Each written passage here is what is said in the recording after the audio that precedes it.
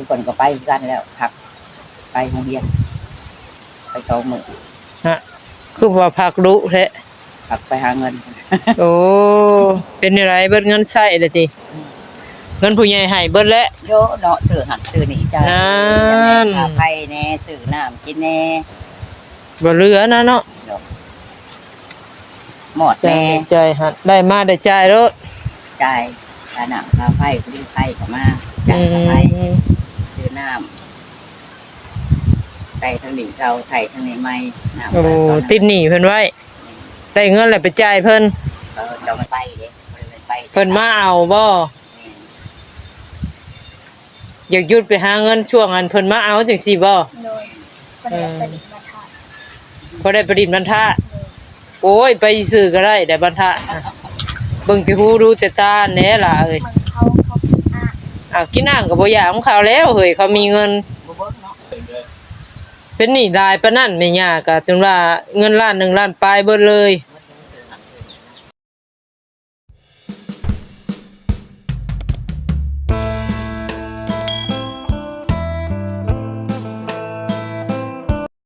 สบายดีและสวัสดีเด้อพ่อพี่น้อง FC ป่าดงเบิดสุขุสุขคนก็ยินดีต้อนรับเข้าสู่ช่องสนวนคือเก่าเด้อพ่อพี่น้องเนาะเป็นจังไดเนาะกินข้าวเที่ยงกันแล้วบ่เนาะพี่น้องเอ้ยตอนนี้ก็บ่ายโมงแล้วเนาะถ้าสนวนก็ยังบ่ได้กินพี่น้องเอ้ยเนาะนี่ล่ะกระเพาะอาหารถึงถามหาเพราะว่ากินข้าวบ่เป็นเวลาพี่น้องเอ้ยเนาะจังซี่แหละมาเวียกมางานแล้วก็บ่พอสิได้กินพี่น้องเอ้ยถามนี่แวะหั่นเนาะเว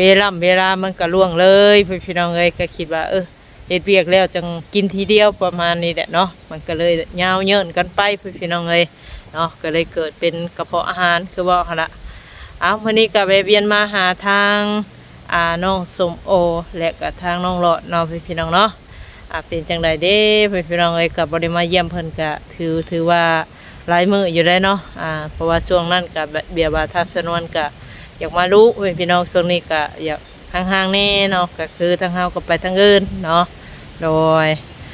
มื้อนี้ก็สิเข้าเวียนถามข่าวเนาะไปดินไปหัวน้ำเพิ่นคือเก่าหั่นล่ะพี่น้องเอ้ยจังไดก็ไปรุ่นไปชมน้ำกันเนาะโดยเนาะพี่น้องเอ้ย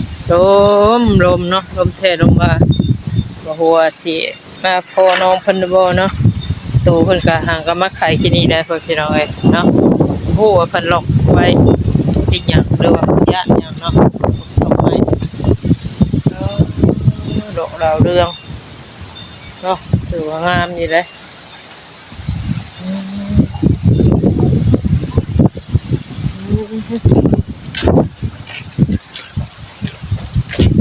เข้าเฮียนอยู่บ่ซับอันนี้เฮ็ดกินยังน่ะเฮ็ดกินมันตรวจเนาะเสว่าเพิ่นพักอันโรงเรียนซะละ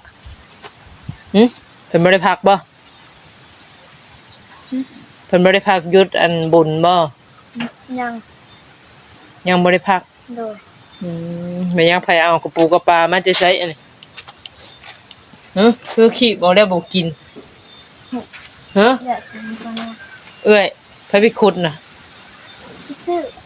ซื้อเอาผู้หาไปหาขุดอยู่ทงบ่มีบ่มีอยู่แต่ก็ไป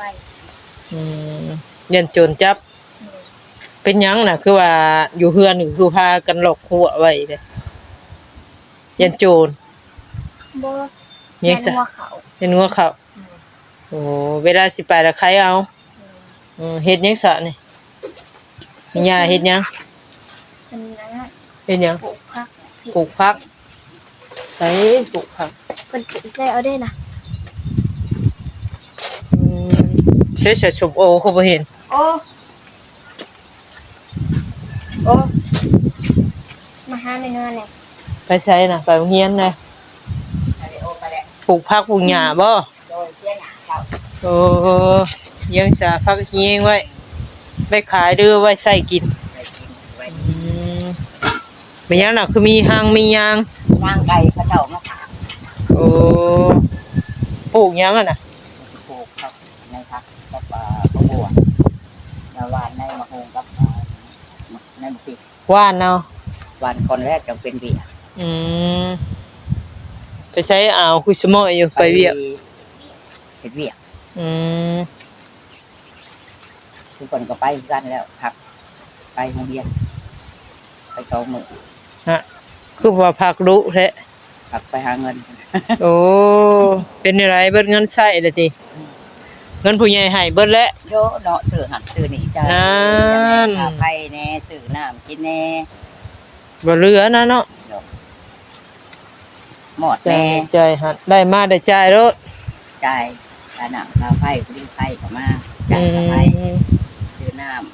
ำใส่ทางนี้เก่าใส่ทางนี้ใหม่น้ำ โอ้ติดหนี้เพิ่นไว้ได้เงินแล้วไปจ่ายเพิ่น เรามาส่งหมวดนี่ก็หาย โอ้ยังฮะมันทั่ว ตัวมา มาหอบมาหุ้งบ่บางอาบเฮ็ดกินอยู่พี่บ่บัดนี่ แล้วแต่นะ มีหยังซะนี่ อะไรกระดูกแห้งอันเอ็นแห้งเด้ เอ็นแฮะ เลย อืมบ่ได้มาเยี่ยมดุ โดย ไปทางอื่น โดย เลยว่าเอ้ยมาทางนี้เลยส่งๆถามๆมึงก่อนว่า วันนี้อันตอนนี้ยังก็พดแล้วเราเป็นยังกินข้าว อื กิน ม ข้าวไปเนี่ยได้หนอกหนาวไปซื้อกัน ไอ้สิไปโรงเรียนน่ะบ่เล็กๆนี่ ข้าวไป ฮะ ข้าว โอ้สาวสาวนะชโมหาไอ้เอิ้นชื่อยังบ่ถูกแล้วแม่นว่าก็ลืมแล้วบัดนี้ลืมฮอดชื่อแล้วบัดนี้บ่มาดูเนาะลืมชื่อแล้วบัดนี้ ซื้อเนี่ยได้ป่ะ อยู่ใกล้กันก็ระวังกันนั่งของดีได้อหั่นน่ะ เขามีเอาเนี่ยดูเขียว เออถูเขียวคักได้หอมกลุ่มได้น่ะไก่ขี้ไก่เป็นหยังคือพากันหยุดพักคือไปหาเงินเนาะคำตอบคือมีญาว่าไปหาเงิน มาหอดเลยกันผู้ซิดตื่นเช้ามาอีกเขาเรียน แล้วผู้หนึงเท่าไรชั่วโมงเนาะ คนละ50ของเพนเดี๋ยวจังได้ไปเด้ไป เพิ่นมาเอาบ่อยากหยุดไปหาเงินช่วงอันเพิ่นมาเอาจังซี่บ่ โดยประเดี๋ยวประดิษฐ์มาทาน พอได้ประดิษฐ์บรรทะโอ้ยไปซื้อก็ได้ได้บรรทะเบิ่งที่หูดูแต่ตาแหน่ล่ะเอ้ย มันเขาอ่ะ กินน้ำก็บ่อยากของเขาแล้วเฮ้ยเขามีเงิน บ่เบิ่งเนาะ เฮาบ่มีเงินเฮาก็ได้แต่เบิ่งอันแหละเดี๋ยวได้ซะ ดมกินนะ บ่ไปแหน่แม่นวลแต่เก่าแม่นวลบ่มีเงินแต่งน้อยยังตุ่มผ้าห่มจิกหัวอยู่เฮือนมันหนาวแบบนี้น่ะบ่ไปรออีกไปน่ะมันอยากได้เด้บ่จักอยากได้เสื้อจักอยากได้เกิบงามแล้วมันมีแนวได้ได้ตาเฮาเห็น ทางที่ดีอยู่เฮือนซะดีกว่าจิน้อยว่าคัดอันแม่ย่าอยู่ได้นี่ได้หันอีกบ่ได้อีกได้เอ้ย คัดก็บ่ได้เลย เงินบ่มีเบิดได้แม่ย่าก็ได้ เรื่องลินกะสลิงกะบ่ได้ซื้อกิน ฮอดบ่ล้านหนึงมื้อน่ะมันพอเทให้นะล้านปลายบ่อืมให้มาห้องนะฮะ เอ้ยเดี๋ยวพามาห้อง ให้มาห้องมาพี่ ไปก่อนลูก หมู่บ่โอ้หมู่นี่สนิทสนมมาดินี่มาห้องเฮาทีเลยนี่พักผ่อนนั่นบ่ได้เข้าโรงเรียน2มื้อวันจันทร์กับวันคานบ่ได้เข้า โดยเขาตะวันจันทร์ เข้าแต่มื้อวันจันทร์ โดย โอ้คานก็อันน่ะวันคานก็วันพุธบ่ได้ไป โดย อืมเก็บไว้ได้จักหมื่นได้สาไว้ดินบุญน่ะ บ่ได้ บ่ได้ ไปฝากธนาคาร ฝากธนาคาร โอ้ดีแล้วมีเงินฝากธนาคาร บ่มีเงินได้แล้วบัดนี้ แม่นวลยังบ่มีได้เงินฝากธนาคารค่ะ ได้แล้วก็ไปแล้วบัดนี้ เดี๋ยวหัวพุงพอแล้วลำไส้แล้วมันถามหาอยาก แต่มัน ซื้อกิน เอาออกมาบ่ได้ บ่ โดย จะว่าฝากคือกันมาจักซะพอหัวพุงบ่ โดย อืมแม่นแล้วซะนี่นวลบ่ไปซะแม่นวลบ่มีเงินบ่ไปแล้วเฮ็ดอะไรเฮาบ่มีเด้ซะไปไปอยากได้นี่ได้หันมันพอดีแบบ ได้ยังได้ไปได้2เที่ยวคน3เที่ยวพาทุกคนไปเบิ่งเจ้าพ่อเอง โอ้ รอบแล้วก็เบิ่งเจ้าพ่อเจ้าร้องเพลงเด้ เป็นหนี้รายปานนั้นแม่ย่าก็ถึงว่าเงินล้าน1ล้านปลายเบิดเลย มันซื้อหันซื้อนี่นะ ซื้อกินซื้ออยู่ ซื้ออยู่ซื้อ เทื่อละ200,000 300,000บ่เหลือเด้ซะถ้าเว้าแบบนั้น ซื้อหันซื้อเดี๋ยวติดประเด็นเป็นนัว อืม น้ำนี่ก็ยังคิดจะเบิ่งอะไรคิดนี่ครับ ที่นี่พะยิกบาท นี่ขนาดทุกหนึ่งของเงินยายคำอยู่แม่นบ่หรอก อืม ทุกคนชวนช่วยเด็กไปซื้อหนังเมื่อเธอก็ไปซื้อแล้วก็วันนี้บุ้มีหนังก็ไปเอาที่เล่ากับ ใช่แม่นว่าคือซักอันกระโปรงกระเป๋าเสื้อผ้าแพร่ไว้ให้อยู่เด้อสมโอยไปกินนี่มีเจ้าฮะ กระโดดกระเดีย หืม เพลงบทจักเนี่ย บ่อยากได้หลายบ่ บทที่เรียนนะ อืม มองว่าเลยเพื่อนจะต้องไปตัด อยากให้ลูกสาวเราเห็นเนาะเฮ็ดได้ซะฮับแน่แม่ย่ากะผู้ไผมาก็ฮับแน่ ทำได้บุ้มีทางเอา อ้าวมีกันหาคันแปลกก็มาฮับแล้วเนาะสมโบ แปดเที่ยงก็บุ้ เอ มี อ จะดอกไม้ เยอะทั้งมีญาพี่น้องเลยสิได้เพิ่นมาเยี่ยมมายามลูกนี่เฮ็ดได้ซะคือว่ามันน่ะว่าแม่ว่าดีใจแล้วลูกฮ้องใจแล้วว่ะขี่รถกายไปบ่ไปทางนั้นบ่ซะ โดย โอ้ไปทางเฮือซะโมพุ่นติ โดย เออ ญาติจะแม่ดี เออธรรมดาเด้เนาะ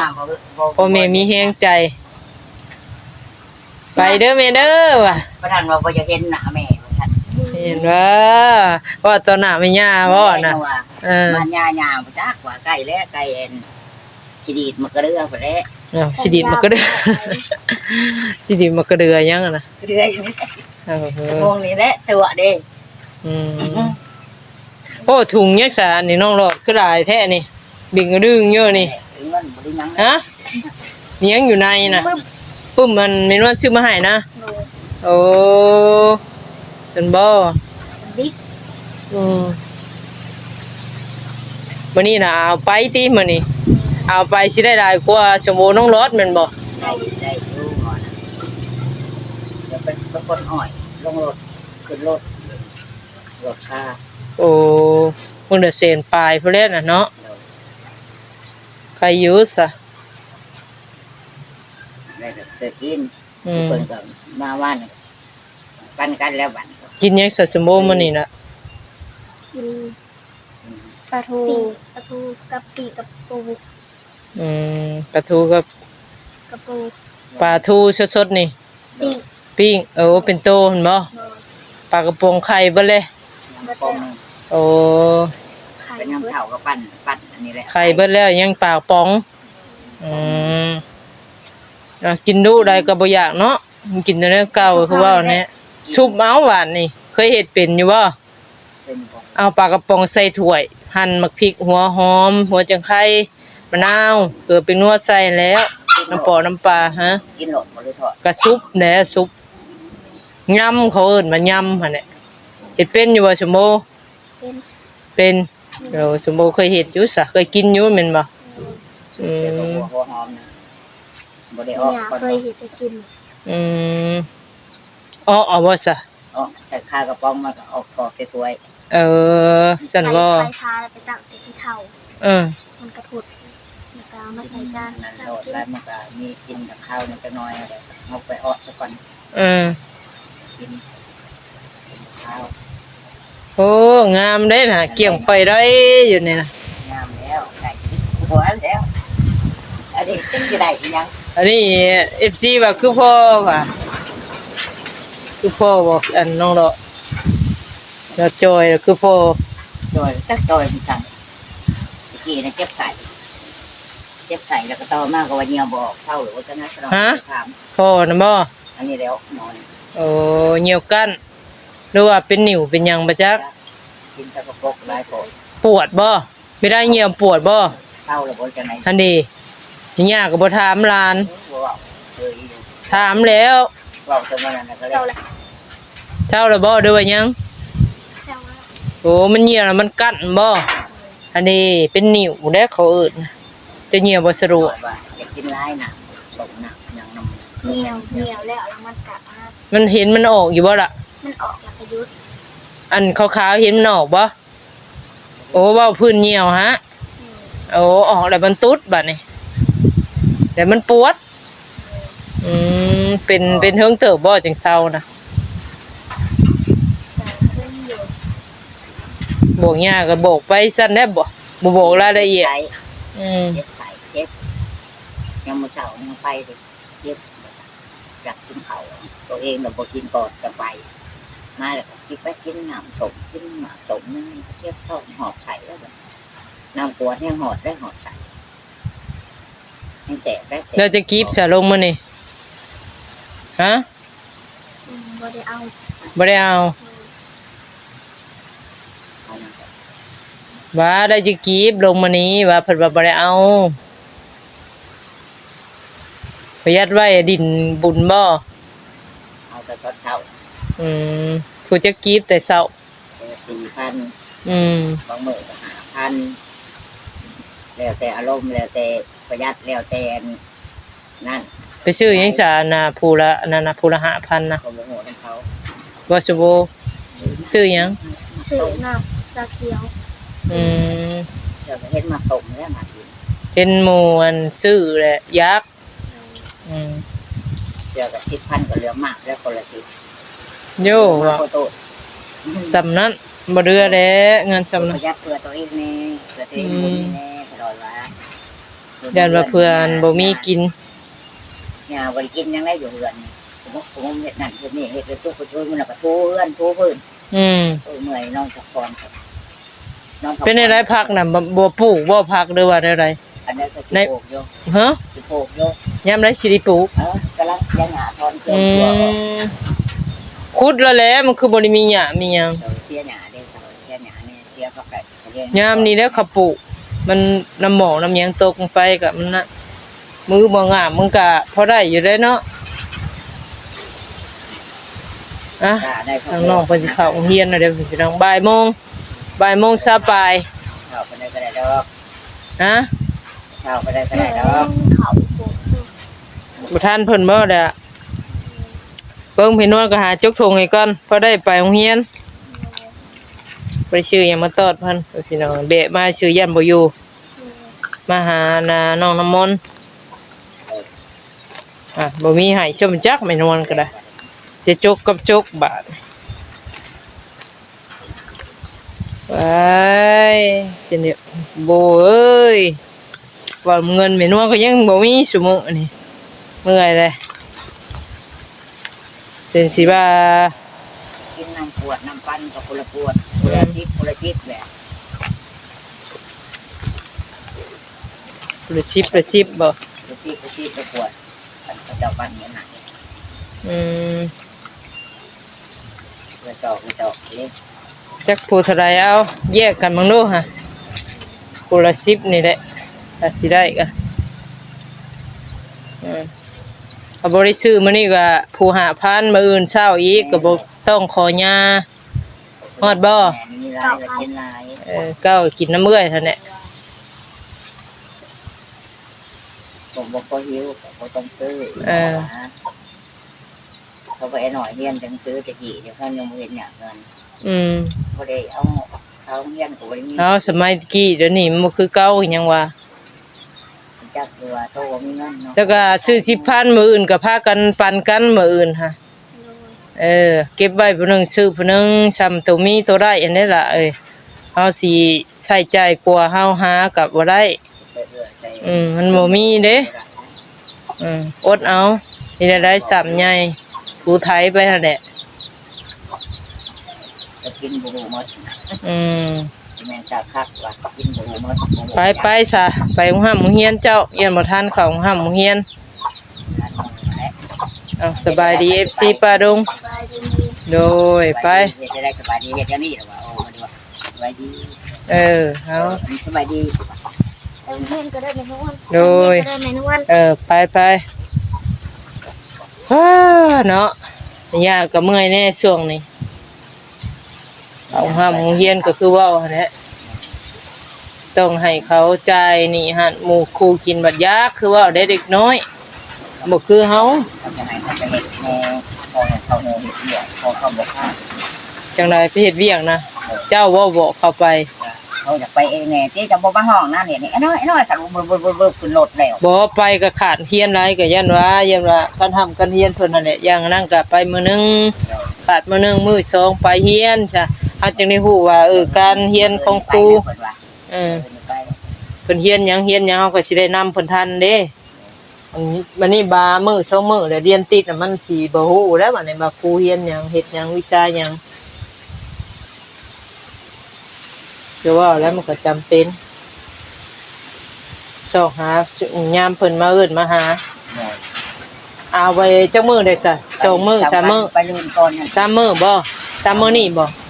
แต่มื้อวันหยังวันจันทร์บ่วันหยัง อืม แต่ทุกคนก็บ่ได้ไป อืม วันนี้มายังทำแล้วมาเปิดตาดินตะตื่นเปิดไปดึงสายไฟขึ้น ไปกลางคืนบ่ แม่ อืม มันเรียกว่ารถ10 ล้อมันสูงเรื่องนี้มันอันนั้นกับสายไฟจะไปหนูสายไฟขึ้น อืม หนูสายไฟขึ้น กระปูนี่ก็ซื้อเอาติ แม่ โอ้ พันเดี๋ยวลองขาเลย กระปูน้อยอันนี้มาป่นบ่ เอาปนอันตำปนตำ มันอยู่บ่ มันอยู่แล้ว อืม ยังมันแต่ยัง เขาขุดอยู่ไสอยู่ทุ่งอยู่ไห้อยู่ได้เนาะเออมันได้แหละมันลมเด้เด้หนาวเลยพอกินอยู่พอป่นอยู่ ว่าในเห็ดลาบ ลาบเอาลาบดิบบ่แล้วเฮาก็ขัวเอา เราไปขัวแล้วกินนั่นนะล้างสะอาดเดี๋ยวมันอันน้ำหมกน้ำมันบ่อยมี อืม ล้างบ่สะอาดกินได้คนท้อง อืมเอาโอเคสามมีหยังแวะเวียนมาดินเด้อตู้เด้อ โดย อยู่ดีมีแฮงคือว่าได้เอาจังไดกลับป้าก่อน สบายดี โดยโอเค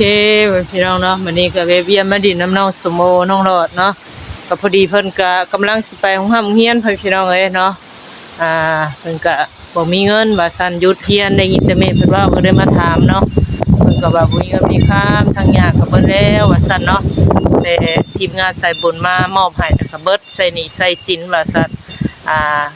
แบบว่าไปเซ็นกินหั่นแหละเนาะเวลามีเงินเพิ่นก็ไปจ่ายประมาณนี้แหละพี่น้องเอ้ยเนาะ